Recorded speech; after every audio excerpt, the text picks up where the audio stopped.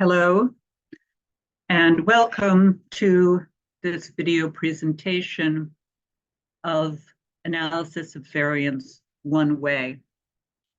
This is particularly for students who have only briefly been introduced to analysis of variance, but have gone through all t-tests in basic inferential statistics. So the purpose of analysis of variance is to compare mean differences between two or more populations. For instance, the mean mu for population 1 to mu 2 to mu 3. If you only have two groups, you could do it with a t-test, but in general, you're going to use analysis of variance when you have three or more groups. And that's particularly because you will have problems with the t-statistic if you do multiple comparisons. So a typical research question is, are there differences among three or more experimental conditions? This is called an omnibus null. The overall, are there any differences? The statistical hypotheses are written something along the lines of hypothesis null, mu1 equals mu2 equals ... some comparison up to mu j, where j is the last group's mean, and omnibus or alternative hypotheses can be written out, at least one mu is different from another, or mu j does not equal some other mu j. This j is kind of a blanket notation for a numbered group. Note, this doesn't tell you which mu is different from which other. That comes into later tests called post hocs. So how do you test the omnibus null hypothesis? You use an F statistic, which may be new to some people watching this video. And the F statistic is the variance between groups divided by the variance within groups. Variance within groups is assumed to be just random variance if you've done random assignment. In other words, all the people in that group are just people who got into that group by random means. And so any variance, any differences among them are just chance. They ended up in that group.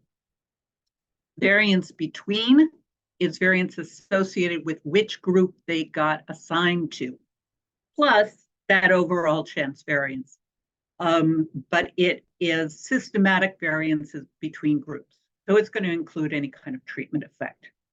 And the F is the ratio between those. You want there to be a greater random effect, systematic effect, that would be the numerator between groups compared to the random effect. You want systematic to be greater than random. I'm going to use the notation where X sub ij is a single score. It's some score, the ith score, usually the first score, in some level of the factor. So in the first group, in the second group. So the third score in the second group would be x32. So j is the number of levels of the factor. So if there were three groups, j would be 3. x14 is the first score in the fourth level of the factor. A group mean is going to be x bar sub 3, where 3 represents the third level, and you don't need an I because you're across groups only. And the grand mean is indicated with a dot in the subscript. This may be slightly different than appears in some textbooks. It's a little bit simplified, so I don't have to write 2 bars above the X for means or 2 dots. So the conceptual formulas is, first of all, you have to think of an individual score. And any individual can be conceived of it's deviations from something. So for instance, my weight. If I were in some experiment on weight loss, weight gain, something like that. So my weight could be looked at as the average person's weight in the sample, plus the extent to which the experimental group I'm in differs from average, plus the extent to which I differ from my group.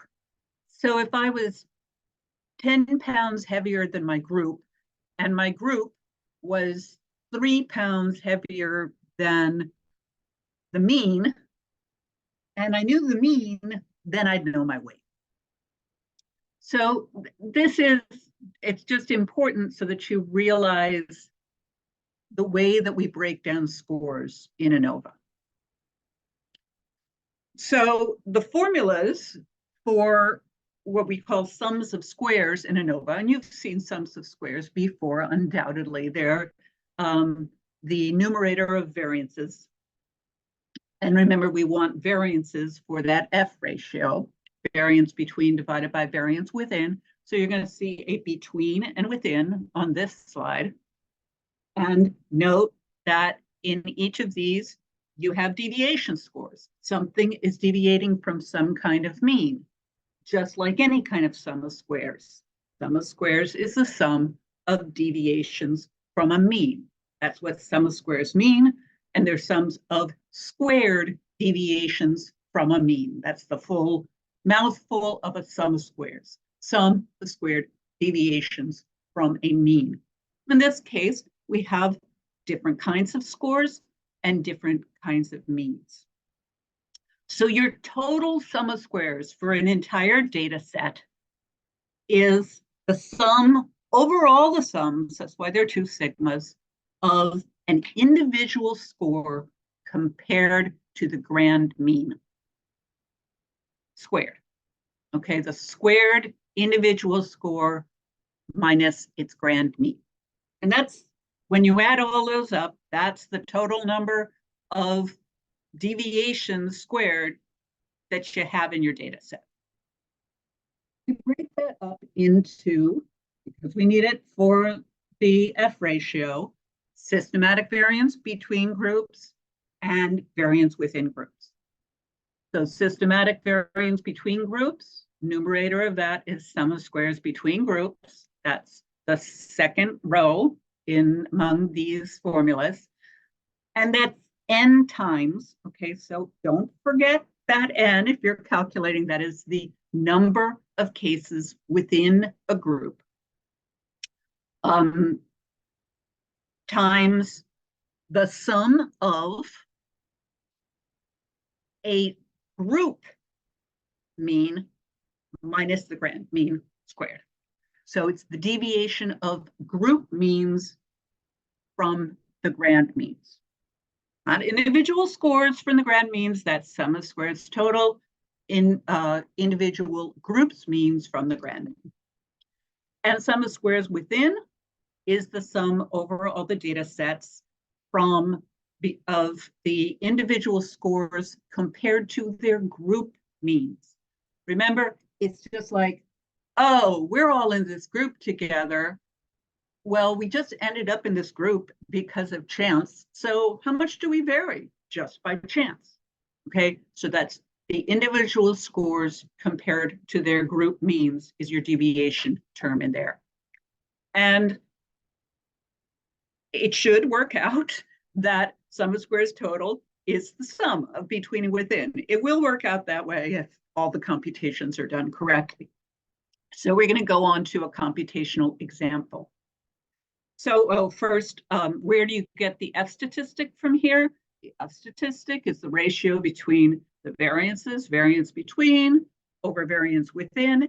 In ANOVAs, that variance term is very often going to be written MS, or mean squares. That is an ANOVA convention. It's just the way it's done conventionally. You can't do anything about it. You're going to see it in a lot of articles output from computer programs, things like that. They're just going to substitute MS for variance term. They're also the sample statistics. They're the way sample statistics are written as opposed to the population statistics. So M squared between is the ratio, just what you would expect, between your sums of squares, or it's sums of squares divided by degrees of freedom for between. And M squared W is sums of squares within divided by degrees of freedom within, and those are your degrees of freedom term. Every F has two terms for degrees of freedom. It has a between term and a within term for degrees of freedom. What we need, calculator enough, is we need to know the number of people in the total sample, the number per group. We're just going to be using, for hand calculations, balanced designs, which means that there are equal numbers of people per group. The calculation with unequal numbers is more complicated. Plus, you can get some violations to assumptions with unequal groups. It's really, if they're not grossly unequal, it's not a huge deal. But for calculation's sake, we're going to be just assuming a balanced design. You have to have J, the number of groups, and you have to calculate SS total, SS within, and SS between.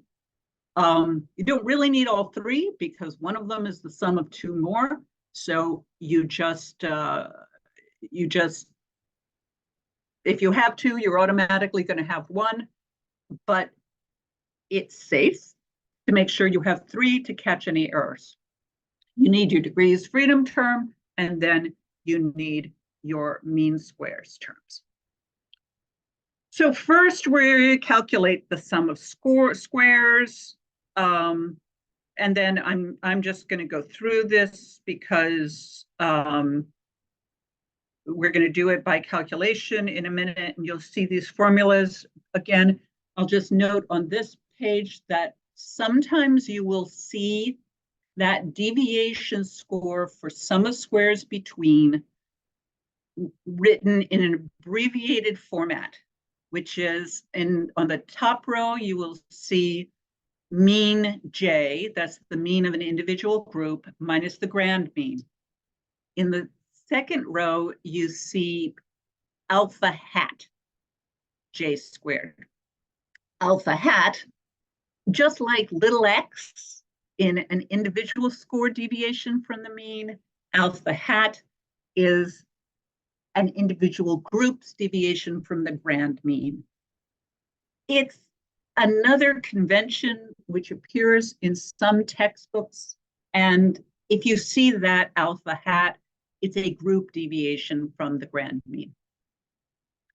Another thing that I want to point out here on this slide for the calculation for sum of squares within is that there's a shortcut that rather than calculating each individual's deviation from its group mean, if you have already calculated the variances for the groups, you can just multiply the variances times the that says the degrees of freedom for the variances, which I think is correct. I'm going to have to check that as we go along, but it would be the degrees of freedom for a group. So if you had 4 people in a group, that term would be 3. 1 minus the number of people in the group, or the number of people in the group minus 1.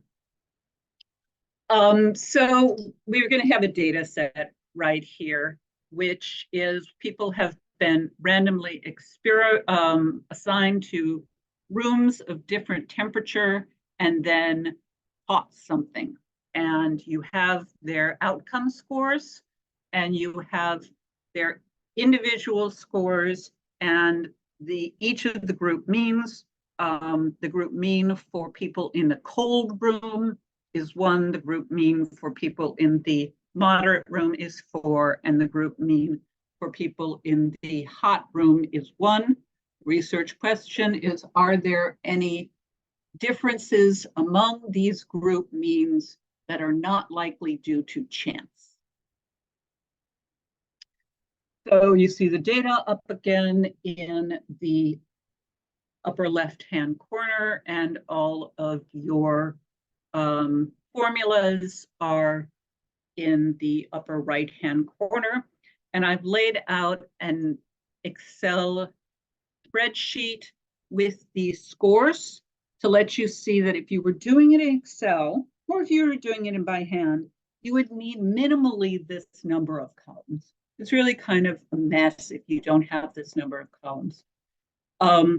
You have your scores in the first column per group. You can arrange this differently, but I do it in a long format with the different groups kind of paraded in columns. You could put each group in a different place. The important thing is that you have a column for each deviation score for a simple score. That's my column 2 here for group 1, and my column 6 for group 2, a deviation of the individual score from its mean for its group. The squared deviation of that score, you could actually condense those into 2 columns, but I don't. So that's your first column, or rather your second column, is little x, and the third column, deviation squared, W for within, is the squared deviation that you're going to sum up for your sums of squares. And then your deviation squared is going to be from the deviation of that score for instance, the second row or the first row of scores from the grand mean. So what do we need for the F-test? We need the individual scores. We're going to need the group means. We're going to need the grand mean, and we're going to need the group variances. So here we've checked off on that list at the bottom, hey, the individual scores are there. All right, I've got them. You might want to check that, make sure you've got the right ones. So that's what we need here. Now on this slide, you see the group means have been entered. Calculate them. I put them on the original slide, but they're there. So the mean for people in the cold room is 1, the mean for people in the moderate room is 4, and the mean for people in the hot room is 1. Next thing, we need the grand mean. Okay, so that's just the mean of the means. And that is 1, 4, 1, divided by the number of groups. So the grand mean is 2. Very simple. Now we need the sums of squares within groups so that we can get to the group variances. Okay, this is an intermediate step. I put in a 4th term that we need after the individual scores, the group means, and the grand mean. We need the sum of squares within groups. So the sum of squares, that's where you need your deviant scores for.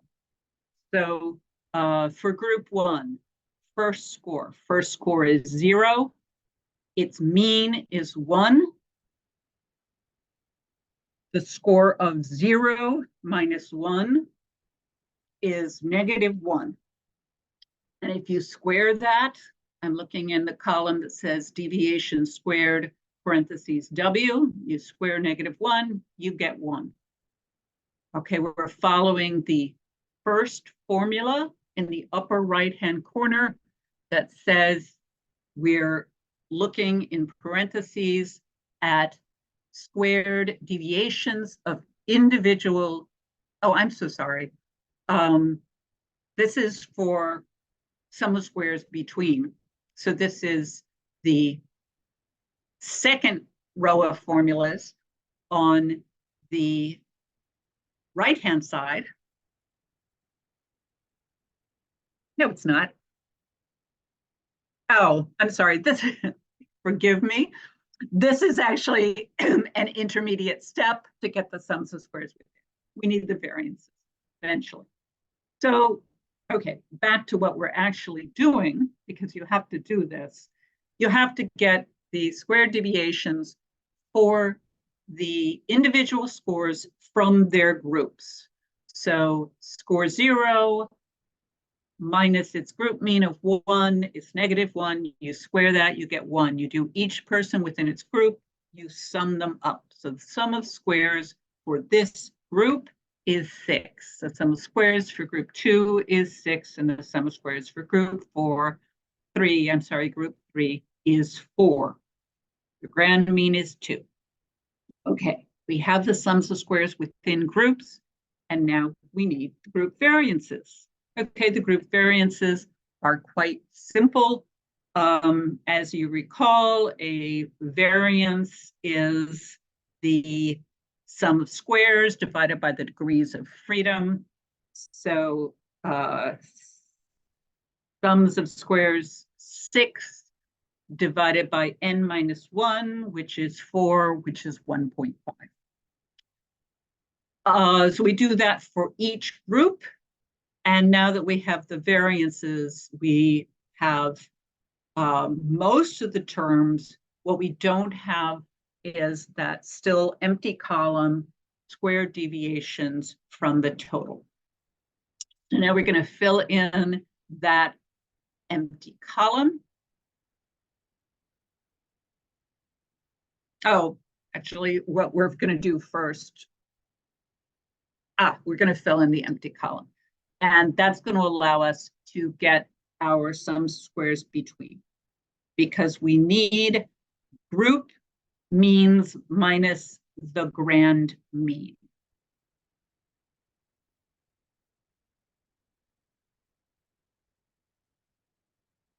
It looks actually like we're doing another step before we do that. Forgive me, I'm doing this at the last minute before it's rapidly needed. And so I've lost track of my slides, but we're doing sums of squares between first, which does not require completing that fourth column. We're not going to do that quite yet. So this is very straightforward.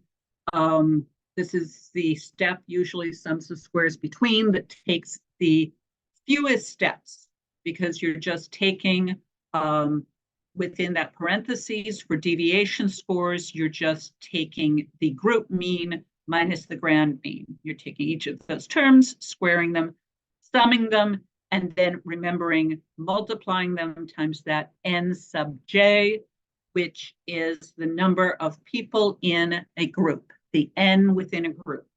So that's very often forgotten. So for this, because we have 3 groups, we're going to take each group mean minus the grand mean, square that term, sum them all, multiply them by the number of people per group, which is 5. So that works out to be 5 times the overall quantity 1 for the mean of group 1 minus 2 for the grand mean squared, plus 4, the mean of group 2 minus 2 for the grand mean squared, plus 1 minus the mean for group 3 minus 2 for the grand mean squared. And you multiply that all out, and you have the sums of squares between is 30. So now we have our sums of squares between. We have, except for the squared deviations from the total, we have almost all the terms we need. So we need this one final column. Okay, the final column is an individual scores. That's x sub ij minus the grand mean. Okay, that's individual score deviations from the grand mean. And you square that and you sum it across all the scores. So for instance, we look at the very first score, x sub 1, 1, group 1, first case. And that is 0. We deviate that from the grand mean of 2. We have 0 minus 2, which is -2, and we square that. I could have put in the deviation score column, which would just be 0 minus 2, but I just went ahead and put in the square root of all those terms to save space. So we do that for each score. So you see, for instance, in group 2, in the respective column for that, I've taken that individual score of 4. The grand mean continues to be 2. Done that deviation, which is 2, and square it. And in the third column, the first score is 1. 1 minus the grand mean is 2, and then I square that value. So this has all those values filled in. And it also, in those yellow boxes, has the sum of all those values. The sum of all the deviations from the grand mean, okay, x sub ij minus the grand mean squared, summed over all those values, is the total sums of squares. So that total in the first column, 11, plus the total in the second group column, 26, plus the total in the third group column, 9, is your total sums of squares. So now we have between sums of squares, which I believe was 30, and we have total sums of squares. Between minus within is total, so a total is 46, and between is 30. Within ought to be 16, but we're going to do it just to check. So to get sums of squares within, you can do it 2 ways. If you already have the variance, which we do, you can just multiply degrees of freedom times, this says group sizes, I'm nervous here, times the variances and add them all up. If you don't have the variances, then you take each individual score and deviate it from its group mean squared and sum those all up. Now we already have each individual score's deviation from its group mean. Squared. 1, 0, 4, 0, 1.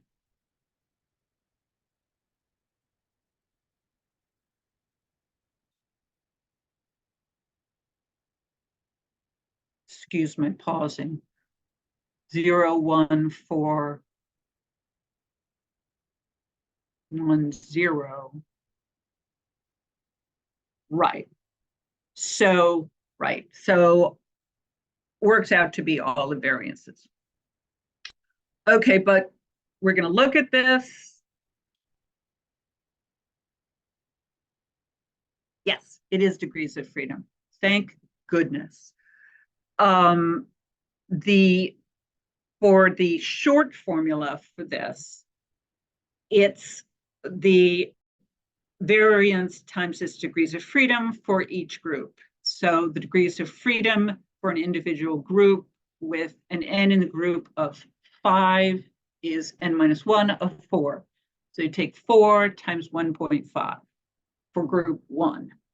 Group 2 is again going to be 4 because we have equal groups times 1.5 because their variances just turn out to be equal. And the term 3 is the degrees of freedom term, 4 times 1, which is the variance of the third group. You add all of those up and you get sums of squares within, which is what you were hoping the sums of squares within would be. And the other way to do this is to take all the sums of squares and just add them up. It looks easier, but that's because we did that step up front. You can do the steps in a different order, and then this isn't easier. It depends on what order you do the steps. Regardless, if you have the variances, then the left-hand formula is actually more efficient. So then you check, does sum of squares total, which was 46, equal the sum of squares between plus sum of squares within? Yes, it does. So all the calculations have been done correctly. Now we have to get up our F ratios. Your F is the mean square between divided by the mean square within. The mean square between is the sum of squares between divided by its degrees of freedom. So its sums of squares that we have already calculated is 30.